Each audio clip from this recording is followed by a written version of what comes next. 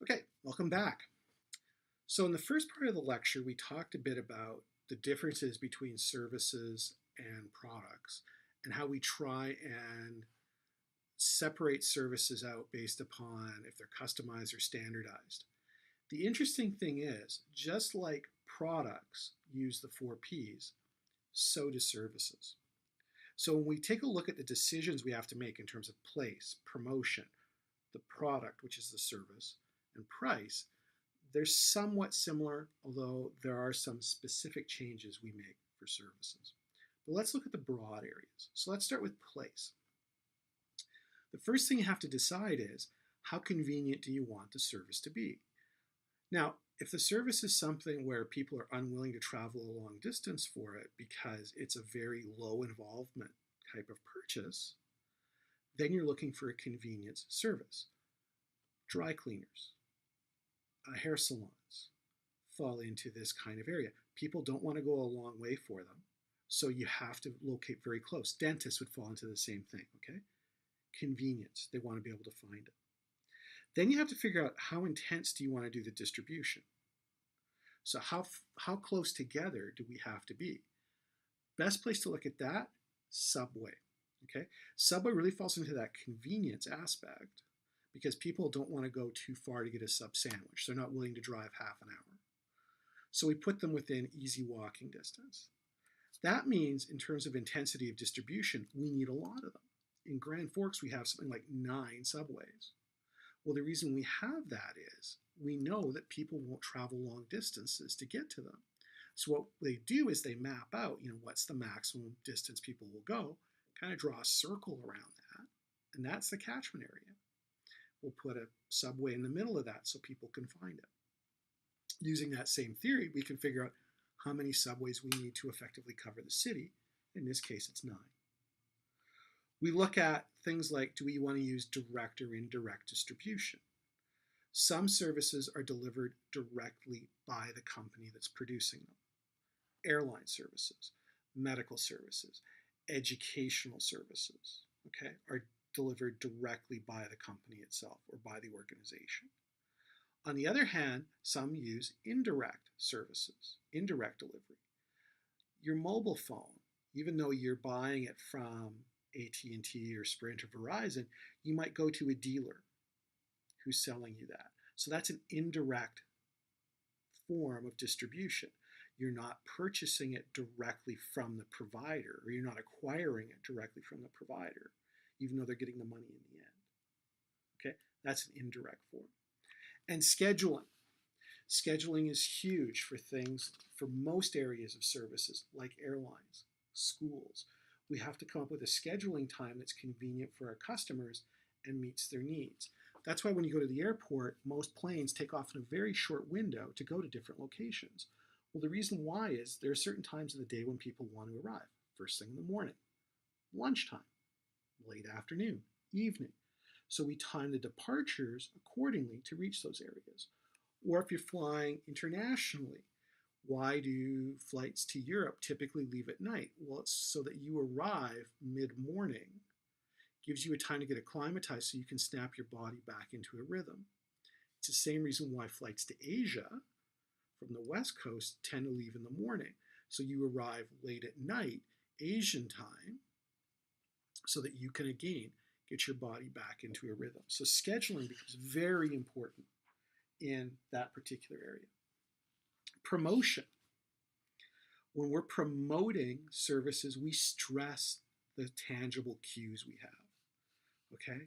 So we stress things like, if we're doing, go back to our cellular coverage again, studies that have been done, something tangible that we can see. We can stress how many stores we have. We can stress how many users we have. Something that's tangible, okay, that really works. We also see a lot more celebrities used in information, on the information side, okay?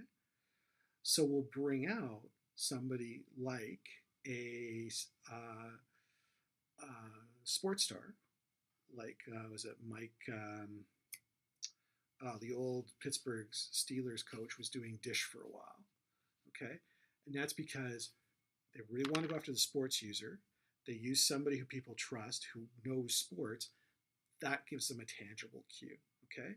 Sometimes we use more of a personal information, so we create our own character, the Geico Gecko, Flo from Progressive type of thing, okay? We set up a strong image for the organization. So we want an organization that's seen as representing all of those things we want in our service. Empathy, strategic thinking, whatever it is, humor.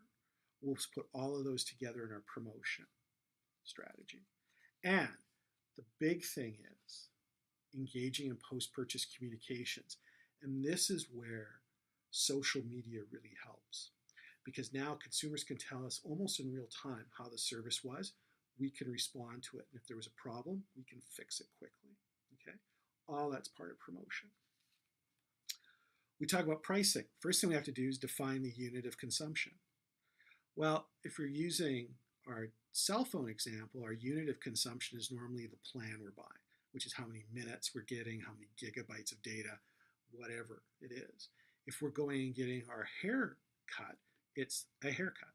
Okay, that's our unit of consumption.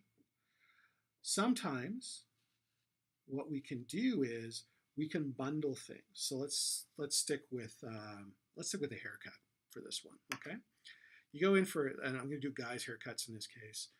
Guy goes in for a haircut. You can get a straight haircut. You can get a shampoo and cut. You can get a hot towel shampoo cut. You can get straight blade shave, hot towel shampoo cut. And there's a variety of other things you can do. Now, typically what they'll do is they'll sell most of those separately because not every consumer wants them. But sometimes you can bundle them up. And the decision to bundle them up, let's say you bundle up the shampoo, the conditioning, the hot towel, and the haircut for $19.95. Sometimes you bundle those up because you find those are the most popular ones. And those are the ones you know people understand the price of. So if you can come up with a price point that really meets their expectations, $19.95 for those three, it's a great system to use. Once we get our pricing, then we set some pricing objectives, okay? Do we want to have a revenue objective, okay? That stresses a surplus of revenues over costs. Do we want to have an operational objectives? Are we trying to match supply and demand by varying prices? Revenue-oriented pricing is used by barbershops, for example, and hair salons.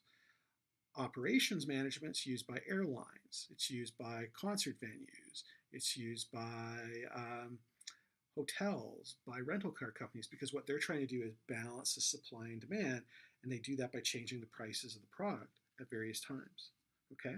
Some use patronage-orientated systems. And what they're trying to do is just maximize the number of customers that go through the system. So somebody who's maximizing the number of customers would be somebody like a university. Typically, we try and maximize the number of students we have. When we're looking at services marketing, that also brings into account two other things. One is relationship marketing, and the second is internal marketing, or marketing with it inside the company. So on the relationship marketing side, we take a look at how can we build a relationship with our customers that usually it starts with a financial stake. Okay, so the financial stake is they're buying on a regular basis product from us. They're that 20% of the customer base that's 80% of our profits. Okay, so that's part of it. We then try and get them into kind of a social where they see us as not just a supplier, but as somebody they can look towards. So that's a social base. From there, we move up to customization, where we start to customize the product or the services offerings for that particular customer. And we do that by taking a look at their history. So when I used to fly a lot, especially to Asia, Air Canada and Thai Airlines were my two favorite airlines. My primary carrier was Air Canada. Air Canada collected all sorts of data on me, and they knew what to ask for in terms of customization when it came to setting up new systems for me. Hang on one sec.